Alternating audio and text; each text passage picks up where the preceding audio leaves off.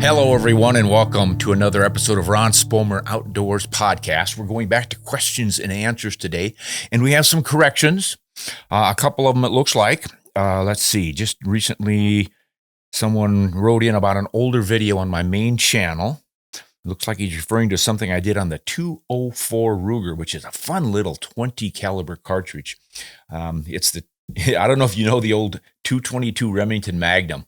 Didn't last long, but it was a long version of the 222. And shortly after it came out, the military finalized the 223 Remington. Well, Remington finalized it knowing that the military was going to use it as the 5.56 NATO cartridge. So they jumped the gun on it and put it out as a commercial round, and that sort of took over. And that became the standard. So you hardly see the 222 Remington anymore, and you never see the 222 Remington Magnum anymore, even though it's faster than the 223. At any rate, that 222 Magnum long case was necked down to 20 caliber to make the 204 Ruger, which is just a screamer of a cartridge because obviously you've got a lot of powder capacity there and a smaller, narrower bullet. And I just did some comparisons, and it comes pretty close to the performance of the 22-250 with a lighter, smaller bullet, so you have less pelt damage on your animals in general. And I did that comparison in the video, and apparently this guy is taking exception with some of my numbers. So let me read what he has to say. I may have missed it, but I didn't see anyone else commenting about the mistake that Ron made regarding numbers at 14:25 into this video. That's a timestamp. The differences really are not big, but his comment about the 204 shooting flatter than the 22-250 at that distance is not correct. All the same, nice and useful comparison. So I think I didn't go back to see what's going on here, obviously, because I just got this. But what happens on a lot of these, when I do so many numbers, I'm compiling energy numbers and distances and time of flight and ballistic coefficients, and it's just numbers heaven out there. I will occasionally transcribe the wrong number. Most often I do it when I'm listing the feet per second, and it'll be like 3,200 feet per second, and I'll make it 2,200 feet per second or something. Miss one of those digits. And of course, that screws up all the data. But thanks to sharp-eyed viewers like this gentleman, yeah, you guys can keep me straight. And this is why I always say, don't hesitate to straighten me out on this stuff, because like most people, I am not perfect and I make some mistakes, and they might be just a small mistake of one number over with my finger. But when you actually do the numbers on the calculations, it's a big mistake. So don't take everything you see in my calculation charts and trajectory charts and such as gospel. I'm trying to do the best I can, but occasionally I will slip up. And good folks like this catch that, and I'll point it out. So always double check my numbers. All right, that was worth reading, I think. Now here's one. This is from someone called Bossman. So I think I'm going to get bossed around a little bit here. While you disagree, Ron, the 270 Winchester was born from the 3003. Why? Case neck length. Do your homework. Yep, he did boss me around a bit here. Hey, boss man, I appreciate that. And you're not the first who has said that. But I think folks are maybe taking some of the things they read online a little bit too much, with too much authority. Because here's the deal. The 30-06 case length is a little bit shorter than the 3003, which was the parent case. Now, this is all military development stuff back in the early 1900s. We were attempting to produce a new cartridge for the military that would perform as well as the 8x57 Mauser. That was the German military round then. And or the 7x57 Mauser, which was kind of a civilian version of the 8x57 neck down. The Spanish were using it as a military round, and many other countries picked it up. We found out about it, unfortunately, during the Spanish-American War in 1898. And that's where Theodore Roosevelt, among others, recognized its superior ballistics performance, and then we started developing something different.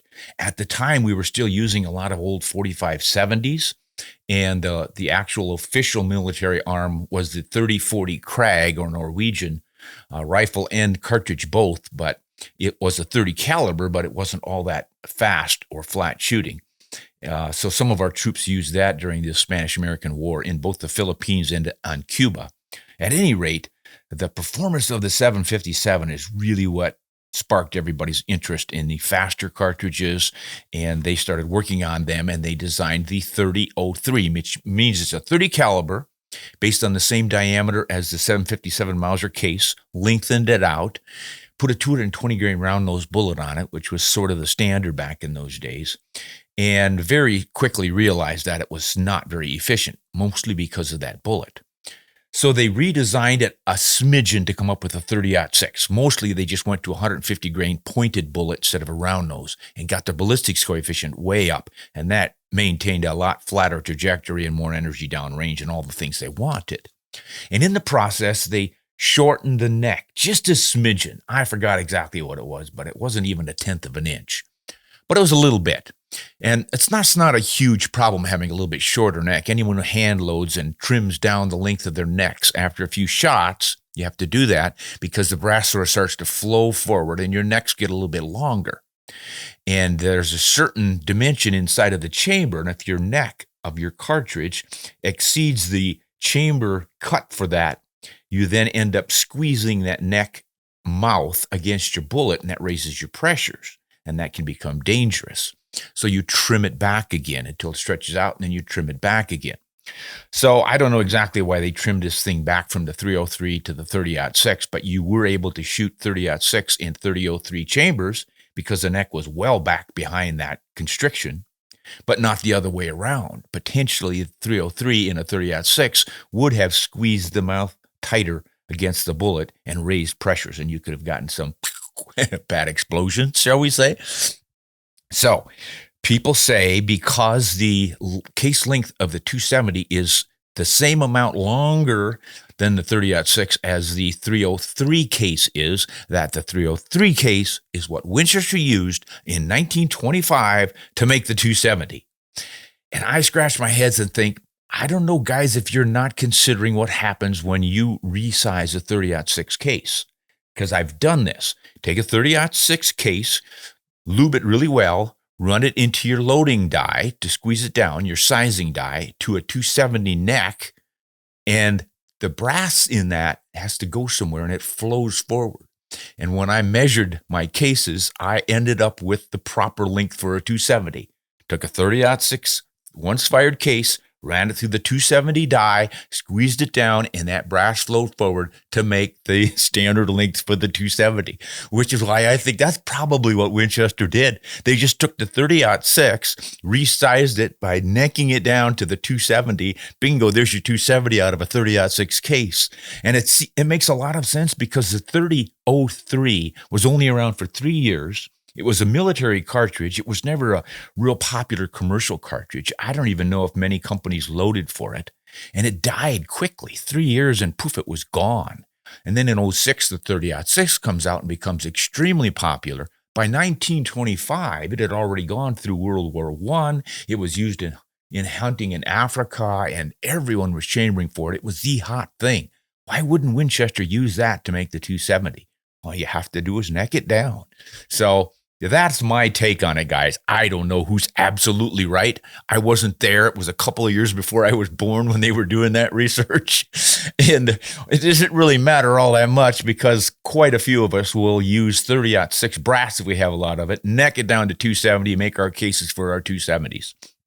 But thanks for trying to be a stickler on the details here. I always welcome that. And if anyone was around in 1906 when Winchester was developing, or in 1925 when Winchester was developing the 270, let me know if it really was a 303, an 03 case that they were using and not the 30-06. I kind of doubt it, but regardless, we got a couple of great cartridges to work with, 30-06 and 270 Winchester. All right, now here is something from one of our patrons. This is Adam. Hey, I love the content you produce. I'm happy to finally become a Patreon member. Well, I am happy for you to be one. Really appreciate the support there, Adam.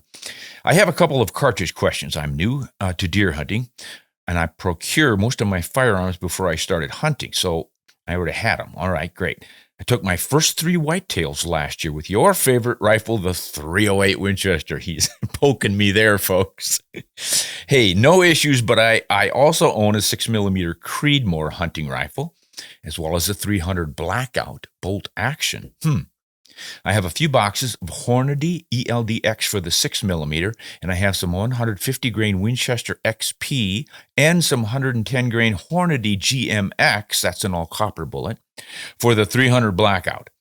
I will be hunting mostly in Georgia. I would like to use both of these rifles, the 300 Blackout inside of 150 yards and the 6mm Creedmoor out to 350 yards. Any suggestions on bullet selection for these 2 cartridges? All right. I wrote back and said, Adam, thanks for joining us via Patreon. Much appreciated. That ELDX should work all the way out to 400 yards in that 6mm.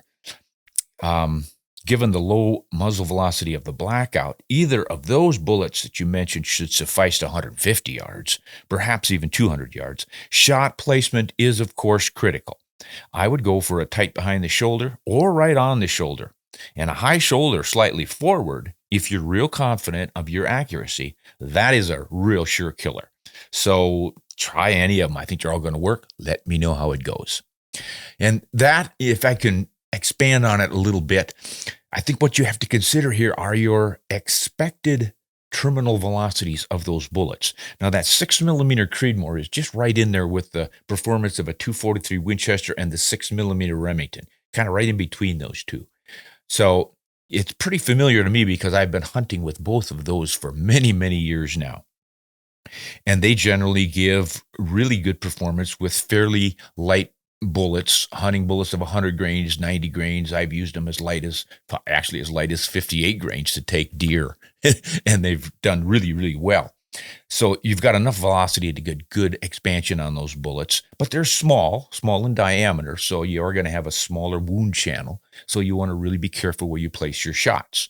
Unless you've got a fairly frangible bullet that gets inside of the lung cavity and breaks up and creates more tissue destruction radially beyond just the straight bullet path through. So that's the advantage of a more frangible bullet. But then you also run the risk of a frangible bullet not reaching the vitals if you hit major muscle mass and or bone. So that's generally why we recommend the controlled expansion bullets, and then put them either on the shoulder or right behind and go for that heart-lung shot.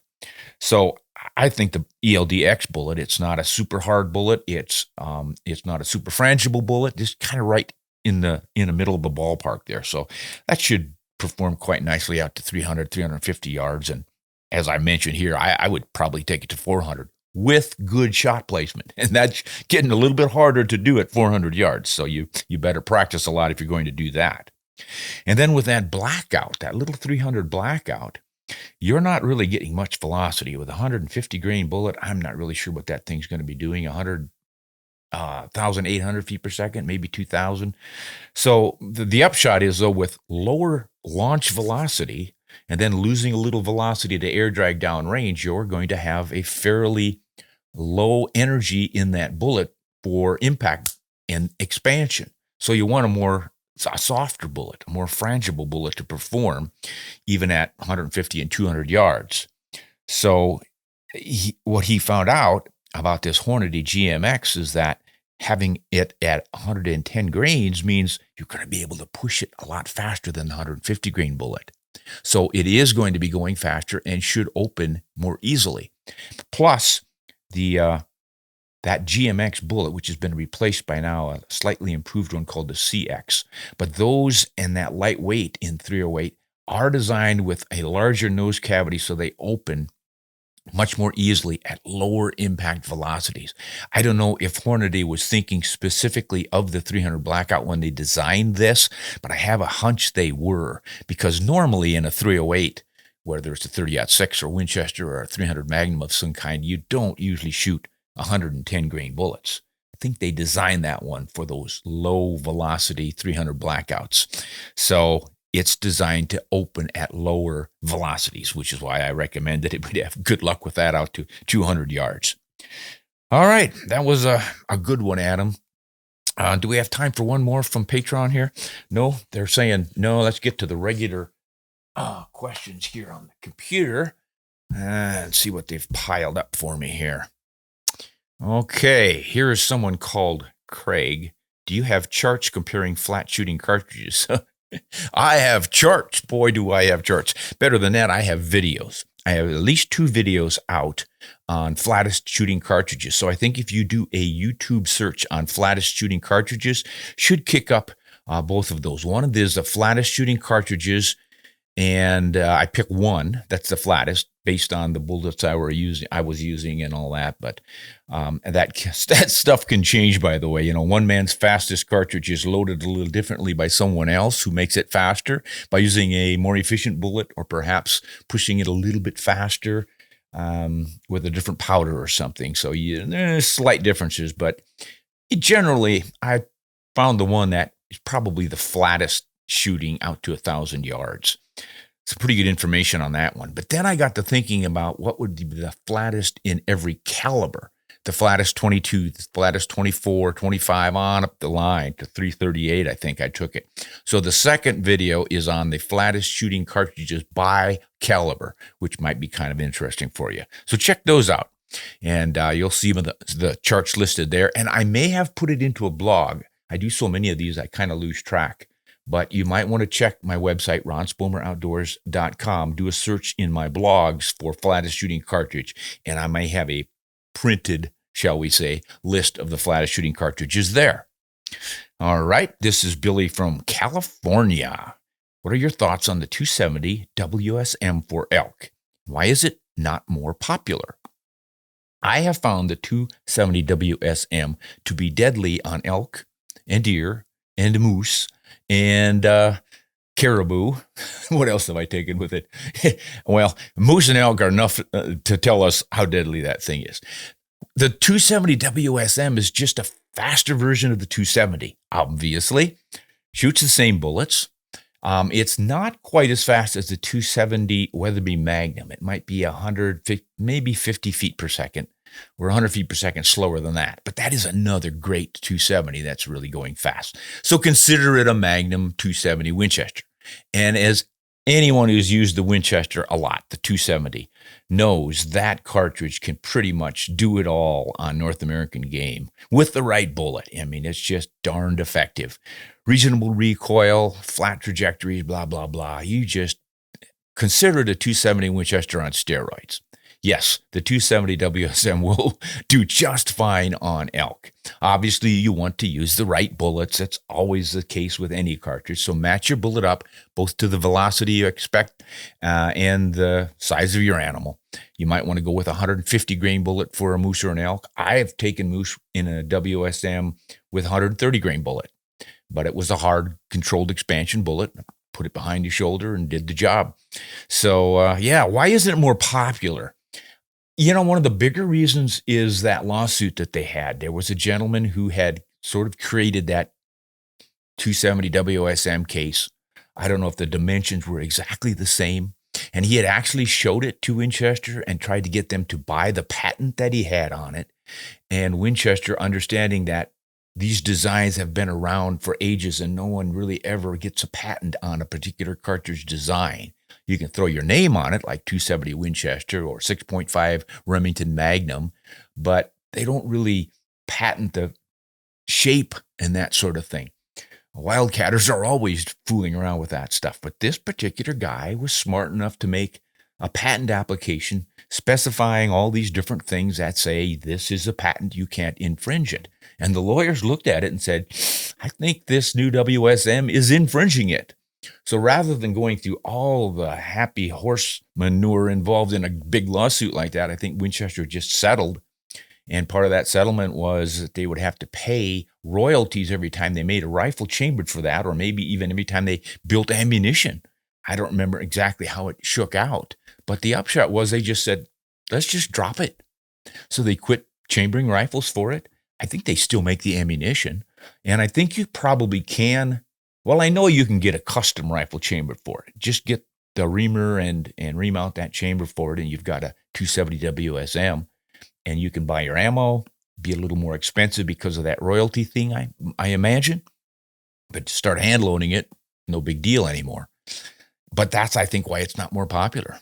I think it probably would have been if they hadn't had that glitch, kind of a fly in the ointment, but it still is a great cartridge. Now, interestingly, there's the 6.8 Western, the Westerner, this new one from Winchester. A couple of years ago they came out with, which is the 270 WSM with the shoulder pushed back a little bit. So you have a little bit less powder reservoir, but they increased the rifling twist rate chambered in those, so you can shoot 165 grain bullets, 170, 175, I think. It's the bullet length, of course, that makes you have to have a faster rifling twist in order to stabilize that bullet. It's not just the weight, it's the length. So there is essentially your 270 WSM with a modern fast twist barrel. That may be where you want to go. So if you have the 270 WSM, I would say stick with it. Use a 150 grain bullet and the fastest, the longest, highest BC 150 you can get. Push it to top velocities, and you'll do as well with that as far as wind deflection and dropping things, your trajectories, as the 6.8. You'll just be riding right on the heels of that one. But if it's easier for you just to pick up a new rifle in 6.8 Westerner, I'd go that route because I've used it, and it is not a screamer of all screamers, but it's more than fast enough with those high BC bullets to reach way out there, and wonderfully accurate in the rifles that I tested. Okay, from Kansas, Bill, he asks us something about driven boar. Thanks for the driven boar hunting piece. I'm not sure which one he's referring to here. Maybe I'll figure it out as I read.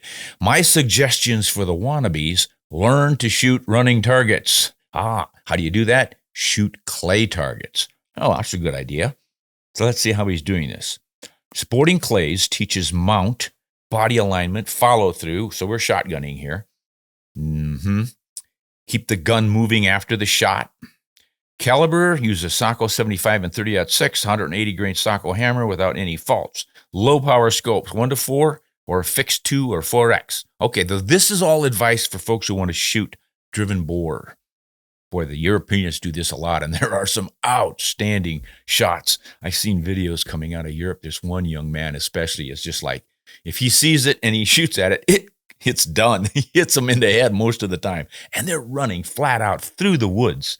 I don't know how he does it, but this gentleman is trying to teach us how to do it. So, low-powered scopes. He's using a Socko Model 75 in 30-06. And he's using 185 grain bullets, okay? I don't think you have to do that, but he's just telling us what he does. When I hunted driven in Northern Europe during the 2000s, Beretta was not in the red dot business. However, a quality red dot scope, not scope really, it's a red dot sighting device, that would make sense for the two-eyed shooter. So you keep both eyes open, you see the hog running, and you put that red dot right in front of his nose probably, and bingo. All right? When wild hogs were abundant in North Florida, Winchester 1894 with a Lyman open peep sight was the ticket. Wow, that kind of surprises me. Chambered it in 30-30 Winchester, 150 grain around those reloads. So he says, hunt legal and be safe. Then he says, P.S. 218B, please do something on this forgotten cartridge. I'll have to do that someday, Bill. All right, good advice. So essentially what Bill is telling you is if you want to shoot running feral pigs, which a lot of guys are doing these days, you should practice with a shotgun. Learn to swing through those clay targets. Same thing applies with rifle when you're shooting the hogs. Obviously, you will have a sight. A low-power scope is what he recommends, and then he says you might want to try the red dot. And I think those are both grand ideas. But his advice on following through and doing that shotgun swing thing is absolutely right. And once you've figured out your lead, just roughly how far in front of that animal you have to hold while you're swinging, things start to happen pretty effectively, pretty quickly. And what I found when I was a young man practicing this stuff was jackrabbits were the perfect game for this because they were always jumping up in front of us and running. And we were using 22s, rimfires, but you would figure out pretty quickly with that slow 22 rimfire how far in front of that animal you need to lead. But it taught us this sustained lead business. Now, some of us would come from behind that rabbit and swing through him. And that developed the swing we needed. And once we passed the nose of that rabbit, we would pull the trigger. But as we pulled the trigger, we had the swing going already. And that pushed it far enough in front that the twain shall meet. And it worked pretty well. So one or the other. Figure 2 or 3 jackrabbits in front, continue that lead as you move through it and pull. Same with the hogs, depending on distance, of course. But you'll learn all that when you use the same load, the same rifle over and over again. You start to understand how much lead you need for that bullet to get there. And that's the kind of practice you need to do. Now, in the absence of a lot of hogs and or jackrabbits to practice on, one of the better options is the old rolling tire trick. If you're in a good safe range with a good backstop, and it's reasonably smooth ground, get an old worn out tire, fill the inside with a disc of cardboard or something, and roll that thing and swing and shoot that way. Some guys will build elaborate cables that pull a target across the safe backstop, and that can work. Just use your creativity and come up with some kind of a moving target. You could even use a big ball of some kind and roll that down a slight decline hill. But it just gives you the idea and both the training and practice is swinging through those targets to be a good shot that way. But back, when I was a kid just getting started in deer hunting, the old timers, we call them old timers, they were probably in their 30s and 40s. But there were some guys who could shoot running deer unbelievably well. It was just amazing to us. And we gradually learned how to do it too. But these days, almost all of us wait for that perfect shot, and I cannot argue against that, especially on deer. When you've got time to take that shot and make it, you might as well make the good perfect shot rather than risk a running shot. But with something like feral hogs, when the whole idea is to clean them out, to alleviate all the damage that they do, I don't have a problem with taking running shots. And boy, it is fun when you make one because it's just like you're the hero of the day. All right, this is from a gentleman in upstate New York, Robert. I know everyone wants the fastest, flattest shooting cartridge, but is there anything wrong with the 219 zipper, the 25-35 Winchester, or the 38-55 Winchester for the appropriate game? I have all three. I'm just not ready to retire these yet. Well, Robert, I don't think you have to retire them because they still work. Is there anything wrong with them? Well, I think the biggest problem with them is can't find them anymore. When was the last time you saw a 25-35 Winchester on the shelf or a 219 zipper? Those are old, obsolete cartridges. Now, there are still some 38-55s made from time to time. That was an original black powder round that made the transition into smokeless powder along with the 94 Winchester. It had already been out and pretty successful as a black powder round. So when Winchester developed its new model 94 lever action rifle, that was the famous 30-30 that the hunters used in the first half of the 20th century. Still around, still a great rifle. But they chambered that initially into 38-55 the first year.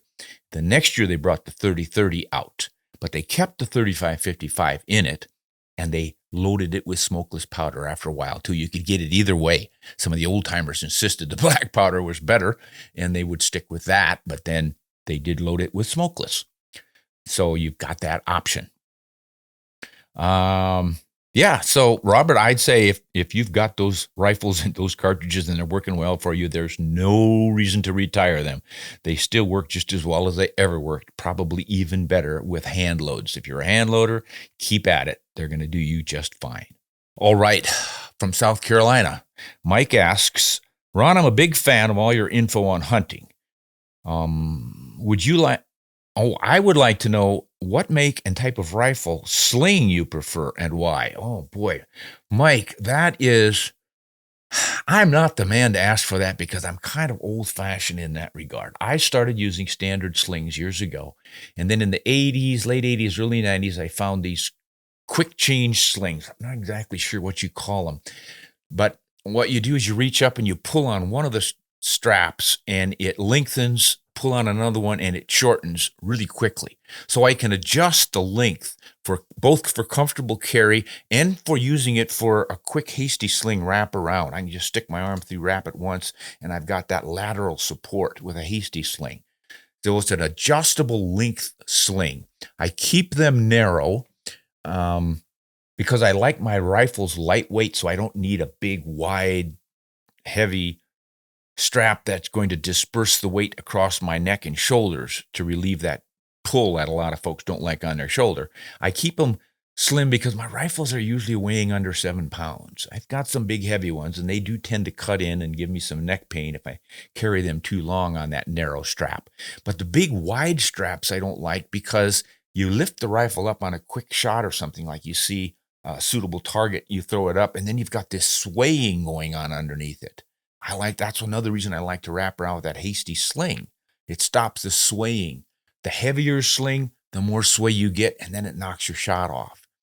And it's harder to do that hasty sling wraparound thing with that big wide strap, the neoprene one, or the worst ones for me are the big leather ones with the tooling, beautiful leather tooling. You got the Rocky Mountain Range and a herd of elk and a couple of wolves chasing a moose. And that's a lot of fun, but it's not all that practical in the field. You end up carrying another pound and a half of weight, and it's slopping around there. And just like, that's not my idea of a functional sling. Great for carrying comfort, spreading that weight out, but I would rather be ready for the actual use of the rifle as a hunting arm. So I try to keep my slings fairly light and fairly narrow and functional.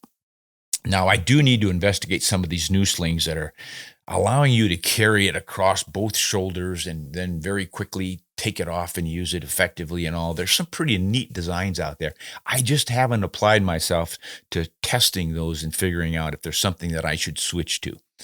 So you might want to ask someone else about the best slings, because I'm kind of stuck in the old days on mine.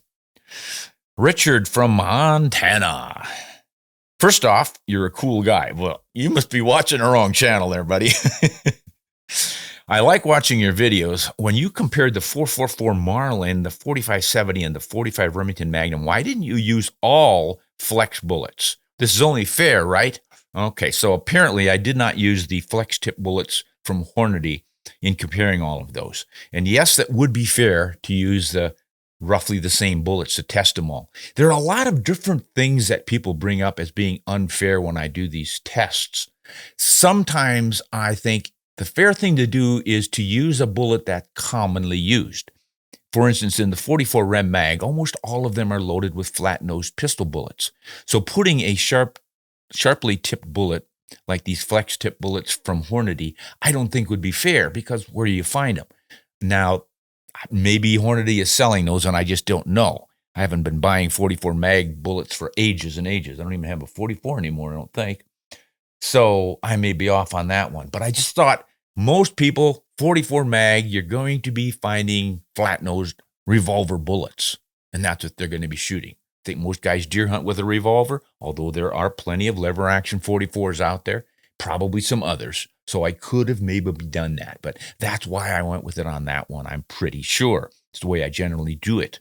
But yes, if you want to take any particular caliber, 45, 30, 38, you name it, and different cartridges pushing those bullets to make it absolutely fair to see what their potential is, you should use the same bullet, the same shape, same bullet, same weight, and all the rest of it. That then gives you the perspective on what that powder reservoir in that particular cartridge can do.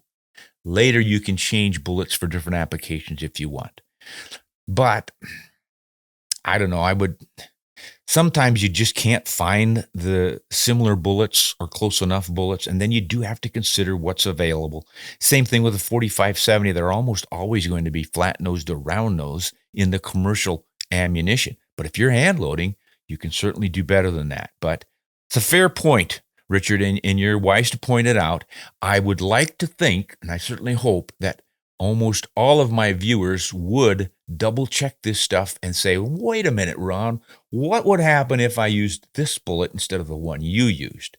I'm not so much here to teach you, to give you a fish. I'm here teaching you how to fish. I'm teaching you how to understand ballistics and trajectories, and the very thing that Richard's discovered. You just use the same bullet with the same ballistics coefficient, and then you get a truer picture of what each of these cartridges can do. So that is what I recommend. I like to give as much information as I can, but we only have so much time in all of these broadcasts to put out this stuff. I can't keep going at it and at it and at it with every different bullet. And another way I try to be fair is to match up the ballistics coefficients of bullets when I'm doing two different calibers. If I want to say, how close does the .308 Winchester come to the performance of the .338 Winchester? Well, I can use the same weight bullets, but then you give an advantage to the .308 because its bullet in the same weight is going to be longer and thus have a higher ballistics coefficient than the other one. So there are all sorts of ways to come at this. You really need to study all of it to get a good comprehension of what the potentials are. But it's all part of the game of becoming a more well-rounded shooter and ballistician and rifleman, and hopefully hunter, ultimately. So good point there, Richard. Thanks for bringing that up. Now, this is Jay from Idaho. Yeah, right here in River City. Ron, I'm a huge fan of the .338-06. You're one of the few out there, but it is a darn good cartridge. Say, have you done any articles on this cartridge, or do you have any plans in the future? Yes, I think I've got a blog on the .338-06. I know I have addressed it in several videos, usually in comparing it to other cartridges. I don't know if I did a specific cartridge on the .338-06 as a video, but I'm pretty sure I did one in my blog post several years ago. So you might want to look. RonSpomerOutdoors.com is the website. Go to the blogs and punch in .338-06 and see what pops up. I'm sure there's something in there. But yeah, that's a great round. Essentially what they did, of course, was took the .30-06, necked it up to .338, and they're now able to push heavier bullets. The advantage to that is you get more muzzle energy. You don't necessarily retain more than the .30-06 would with a roughly comparable weight bullet far down range, but initially you start out with more. So someone wants to hunt elk, for instance, and they want a little more punch on that elk, and maybe a little bit wider bullet for a bigger potential wound channel. You go to a wider bullet, and that will work out pretty nicely to 200, 250 yards or so. So yeah, it's a good cartridge and worth checking out. I don't know if there are very many rifles chambered for it, but it is a SAMI standard spec cartridge these days. So should be out there. Jay, why don't you write back and let us know what some of the luck you've had with it, some of the game you've taken with it. It'd be fun to find out. I imagine it's a pretty effective elk round. I used its shorter brother, the .338-08. 338 Federal was the official name. That one's fading fast. Just not a lot of people like the .308 cartridge necked up. Neck down, they love it. 243, 260, 7mm 08. But you go up with it, and boy, the .338 versions and the .35 versions just never seem to do that well, even though they've got some really impressive ballistics. We're just not a country of hunters who likes cartridges with bullets wider than about 30 calibers. They seem to do the job on all of our creatures, so why put up with a heavier bullet? I think that's what's going on. All right, that looks like the end of the questions for this podcast, guys. I appreciate all of you for pointing out interesting things like, why don't I use the same bullets for these comparisons, and why do I get my numbers wrong? It's because I'm human and I'm not all that grand of a specimen at that. But I appreciate all of you working with me. Let's all stick together. We can make this stuff work. This is Ron Spomer, hoping you all have a good spring and a wonderful day, and we will see you next time on the next Ron Spomer Outdoors Podcast broadcast. Hunt honest and shoot straight.